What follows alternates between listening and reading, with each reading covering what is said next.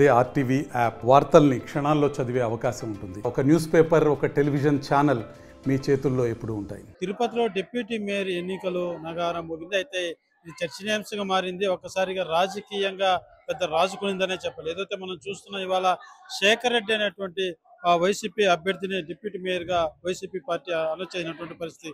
అయితే ఆ శేఖర్ రెడ్డికి సంబంధించినటువంటి బిల్డింగ్ వద్ద ఇది అక్రమం అంటూ ఇటు పోలీసు అధికారులు, మున్సిపల్ అధికారులు వచ్చి పడగొట్టే కార్యక్రమం చేస్తున్నారు. అయితే ఇది కేవలం కక్షపూరితంగా ఇలాంటి వ్యవహరిస్తున్నారు. మాకు డిప్యూటీ మేయర్ బలం మాకుంది, మా సంఖ్యా బలం మాకుంది, వాళ్ళు ఎదుర్కోలేకే అతను భయపెట్టేందుకే ఇలాంటి చర్యలకు పాల్పడుతున్నారంటూ కూడా వైసీపీ నేతలు తెలియజేస్తున్నటువంటి పరిస్థితి. ఏదైతే శేఖర్ రెడ్డి బిల్డింగ్ వద్ద చేరుకున్నటువంటి మున్సిపల్ అధికారులని కొట్టనీయకుండా పార్టీ శ్రేణులు, ఏదైతే వైసీపీ పార్టీ శ్రేణులు పెద్ద ఎత్తులో ఈ యొక్క బిల్డింగ్ వద్దకు రావడం జరిగింది. మనం చూస్తున్నాం, చాలా ఉద్రిక్త పరిస్థితులు నడుమవుతే ఇక్కడ పరిస్థితులు కొనసాగుతున్నాయని చెప్తున్నారు. ఏదైతే బొమ్మన కరుణాకర్ రెడ్డి తనయుడు బొమ్మన అభినయ్ రెడ్డి ఈ సంఘటన స్థలం వద్దకు రావడం జరిగింది.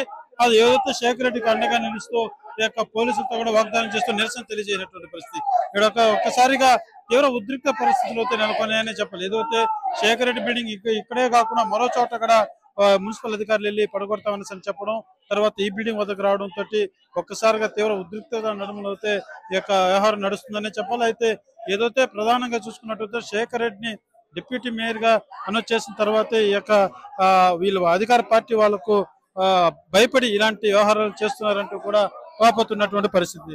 అదే రకంగా చూసుకున్నట్లయితే ఇక్కడ పెద్ద స్థాయిలో అయితే, తీవ్ర స్థాయిలో అయితే పోలీసులకు కార్యకర్తలు తోపులాట్లు జరుగుతున్నటువంటి పరిస్థితి. ఆ రకంగా మనతో పాటు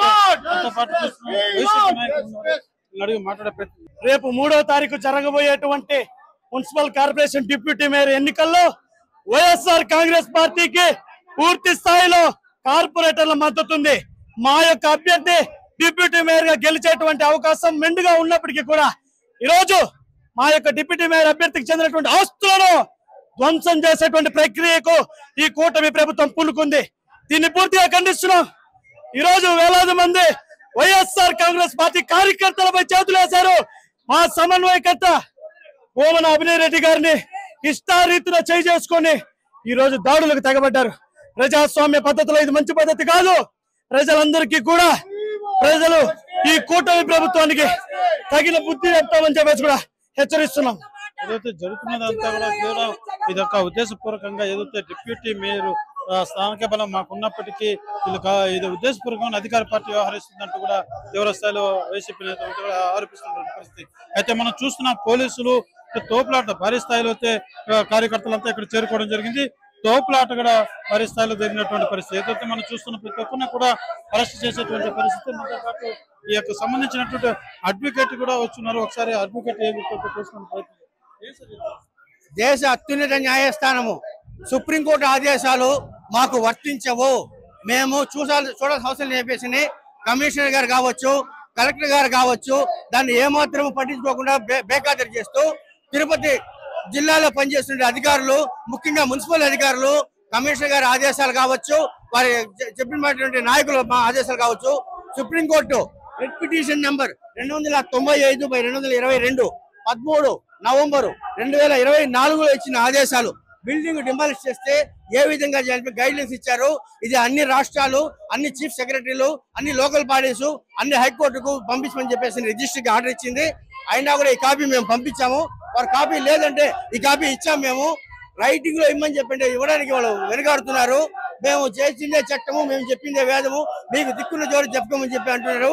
ఇది చాలా అబద్ధం, చాలా తప్పు. ఇది క్షమించడానికి అధికారులు ఎవరైనా కానీ వైలేట్ చేస్తే, ఈ రూల్స్ వైలేట్ చేస్తే ఇందులో ఏమి శిక్ష కూడా కంటెంప్ట్ ఆఫ్ కోర్టు కింద ప్రొసీడ్స్ ఎదుర్కోవడానికి సిద్ధంగా ఉండమని చెప్పి సుప్రీంకోర్టే చెప్పింది. ఇదే రెడ్ పిటిషన్ లో ఉంది. చూస్తున్నాం మనం. ఏదైతే ఇలా చేస్తున్న దాంట్లో మున్సిపల్ అధికారులు కావచ్చు, ఇక్కడ ఉన్న పోలీసు అధికారులు పూర్తిగా ఇది ఉద్దేశపూర్వకంగానే ఈ యొక్క వ్యవహారం చేయడం అనేది కరెక్ట్ కాదంటూ కూడా తెలియజేస్తున్నటువంటి పరిస్థితి. ఏదైతే ఇప్పటికే భారీ ఎత్తున ఏదైతే వైసీపీ నేతలంతా కూడా ఇక్కడ చేరుకోవడం జరిగింది. భారీ స్థాయిలో అటు పోలీసు బలగాలు కావచ్చు, ఇటు వైసీపీ కార్యకర్తలు చేరుకున్నటువంటి పరిస్థితి, తీవ్ర ఉద్రిక్త పరిస్థితులు అయితే నెలకొన్నాయని చెప్పాలి. మనం చూస్తున్నాం, ఉన్న వారిని అందరినీ కూడా పోలీసులు ఏదొక ఆ యొక్క మున్సిపల్ అధికారులు కొట్టేటువంటి కార్యక్రమాన్ని ఈ కార్యకర్తలంతా కూడా అడ్డుకుంటుంటే పోలీసులు వాళ్ళని వాళ్ళని ఇక్కడి నుంచి తరివేసేటువంటి పరిస్థితి అయితే నెలకొంది. అయితే ఏదైతే భారీ స్థాయిలో వైసీపీ సంబంధించినటువంటి నేతలు ఇక్కడ చేరుకోవడంతో తీవ్ర ఉద్రిక్త పరిస్థితులు అయితే నెలకొన్నాయని చెప్పాలి. ఏదైతే మొత్తానికి రానున్న 3వ తేదీ జరగనున్నట్టు డిప్యూటీ మేయర్ ఎన్నికలు ఒకసారిగా ఉద్రిక్త పరిస్థితులతో తిరుపతిలో నెలకొన్నాయని చెప్పాలి. కెమెరా పర్సన్ కోటితో సురేష్, RTV, తిరుపతి. మరిన్ని వీడియోస్ కోసం ఛానల్ ని సబ్స్క్రైబ్ చేయండి. లేటెస్ట్ అప్డేట్స్ కోసం వాట్సాప్ ఛానల్ ని ఫాలో అవ్వండి. ఆ లింక్ డిస్క్రిప్షన్ లో ఉంది.